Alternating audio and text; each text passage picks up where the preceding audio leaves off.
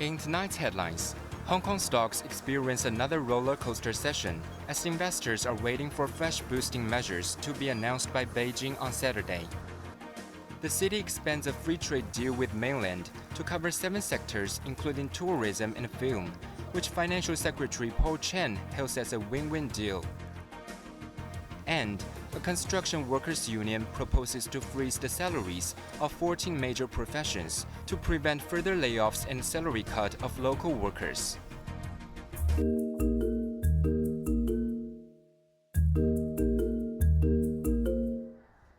Stocks in Hong Kong and the Mainland experienced significant volatility again on Wednesday, as disappointed investors continued to take profit over the lack of new stimulus measures from Beijing. The benchmark Hang Seng Index initially soared nearly 500 points, following the record decline in points seen in the previous day. But the recovery did not hold long, as the benchmark slumped 736 to as low as 20,190 at one point. Although news of a press conference by Ministry of Finance on stronger fiscal policy boosted the market temporarily after midday, the HSI still closed the day down 289 points, or 1.4%, at 20,637, with a high-low fluctuation of 1,227 points recorded. Total turnover of the day amounted to $427 billion. Hang Seng Tech Index shed 1.17%, with Tencent Holdings down 1%, and Alibaba declining 1.53%. Food delivery platform Meituan, however, was the flavor of the day, gaining 2.33%. Shanghai Composite Index plunged 6.6%, retreating from a 3-year high, while the Shenzhen Component Index dropped 8.15%.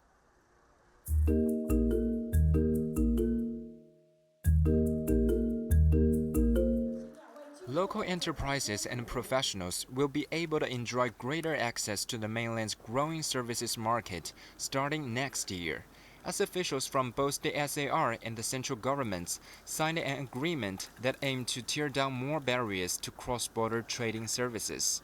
Financial Secretary Paul Chan and Mainland Representative Li Yongsha, Deputy International Trade Negotiator of China's Ministry of Commerce, signed the Second Amendment to the Mainland and Hong Kong Closer Economic Partnership Arrangement today, with Chief Executive John Lee witnessed the ceremony.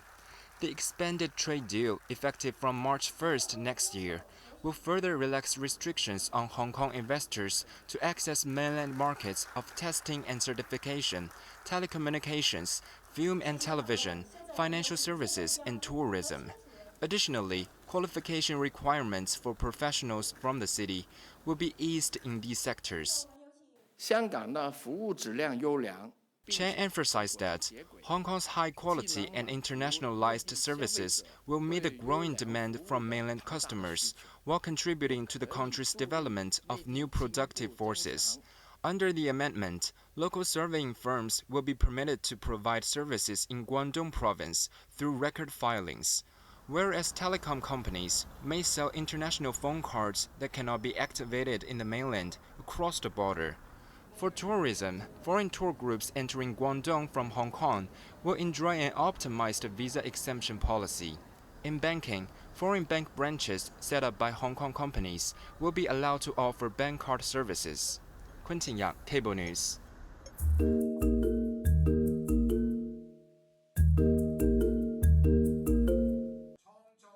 A construction workers' union proposed plans to freeze the salaries of 14 out of 16 major engineering professions, including concrete and reinforcement fixing, starting next month, in a bid to prevent further layoffs of local workers in a struggling job market.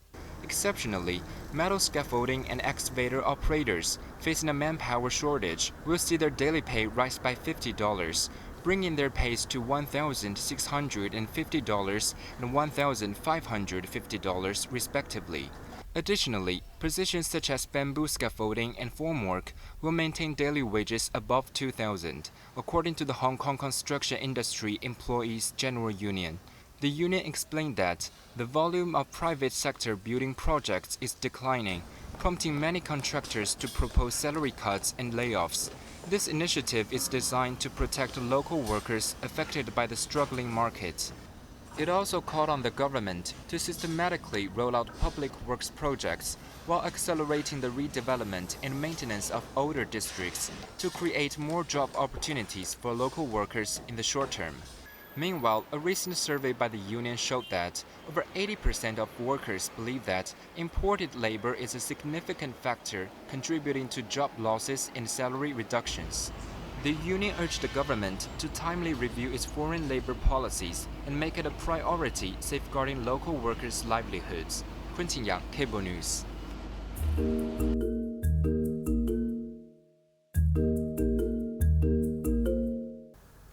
The Federation of Public Housing Estates put forward 10 recommendations ahead of the upcoming policy address on October 16th.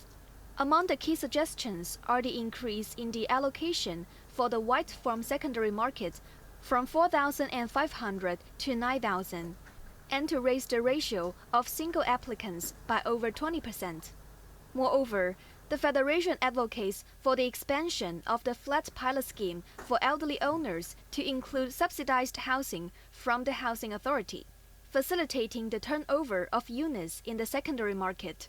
The Federation also suggested shortening the time frame of subsidized housing sales to minimize the impact of property market fluctuations, as well as to provide ad valorem stamp duty relief for families with babies. The Federation stated that once the public housing supply stabilizes, the ratio of subsidized rental to sell housing should shift from the current 7:3 to half each. Man Yuming, chair of the Federation, believed that most young people would not choose to lie flat to wait for public housing. And the housing ladder theory, which is a transition for residents from public rental housing to subsidized housing and eventually to private ownership. It's aligned with the Federation's vision of the housing market.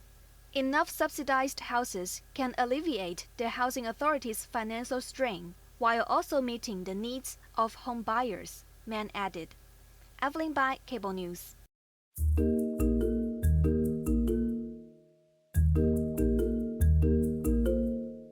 Students in the city are feeling slightly happier than a year ago, after their level of happiness declined for 2 years straight. But their sense of value in life plummeted to its lowest since 2017, according to a joint survey by 3 local universities. This boy said he felt a little pressured because sometimes he could not finish all his homework. This student said he is satisfied with his school, and the learning environment is quite happy. The poll, jointly conducted by Lingnan University, the University of Hong Kong, and the Chinese University of Hong Kong, had interviewed over 3,500 primary and secondary school students and 152 teachers from March to June. Results show that the Hong Kong School Children Index rose to 6.75 on a scale of 0 to 10, up slightly by 0.13 from last year, indicating that pupils seem to be more cheerful. However, it does not necessarily mean that they found their lives worth living, as the study found that the sense of value in life among school children has further declined to 6.74 points, marking the 3rd yearly drop post-pandemic and a new low since 2017. Paul Lok Sang, adjunct research professor of the Lingnan University STEAM Education and Research Center, said, as face-to-face classes were resumed after the pandemic, while parents intend to help their kids with their schoolwork at home, it often turns into pushing for better grades because parents focus excessively on grades in a phenomenon which the professor described as toxic. The research team urged parents and schools to help cultivate students' life goals to prevent them from experiencing decreased personal value and potentially resorting to self-harm. Evelyn Bai, Cable News.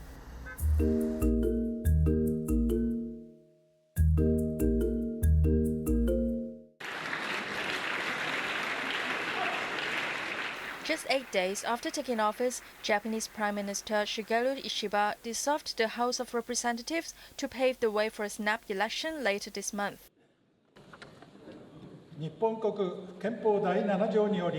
As lower house speaker Fukushiro Nukaga announced the dissolution, chamber members stood up and shouted banzai, a customary way of indicating that they have lost their seats. Ishiba's move to dissolve the lower house is the fastest by a post-war leader, in order to seek a fresh mandate. The general election will be held on October 27th, with campaigning set to begin next Tuesday. Political reform is expected to be one of the key focus of the election, especially following the funding scandals involving the ruling Liberal Democratic Party, of which Ishiba came from.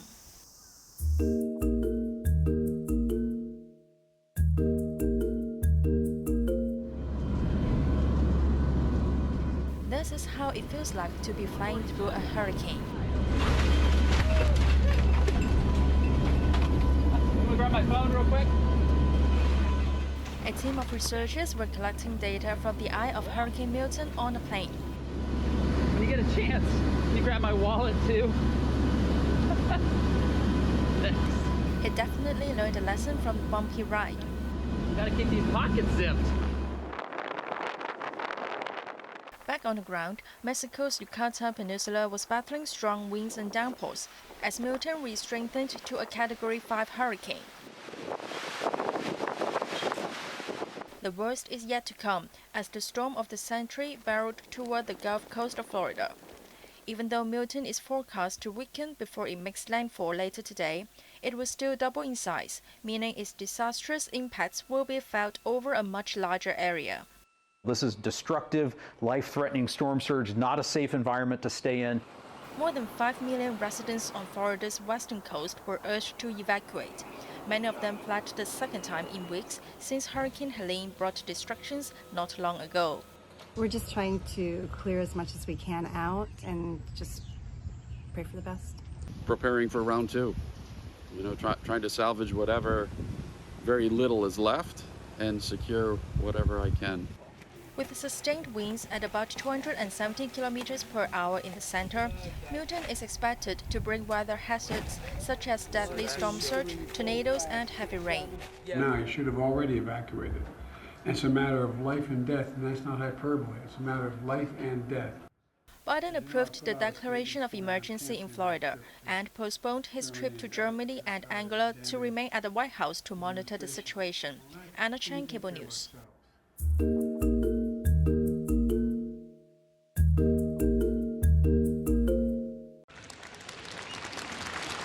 North Korea convened a key parliamentary meeting in Pyongyang yesterday to revise the constitution without disclosing details.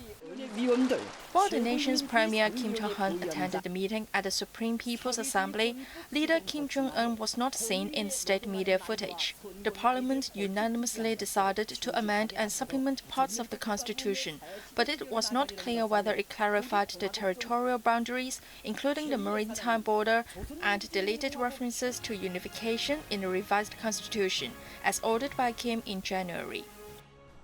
Meanwhile, North Korea's military said it will cut off all roads and railways connected to South Korea starting today and build strong defense structures in the areas, in response to South Korea-US military maneuvers. Pyongyang said it was taking a more resolute and stronger measure in response to the acute military situation on the Korean peninsula, and that it had notified the US military this morning to prevent any misjudgments. The announcement came amid ongoing tensions on the Korean peninsula, as the North has sent trash-carrying balloons toward the South and publicly disclosed a uranium enrichment facility for the first time. Anna Chen, Cable News.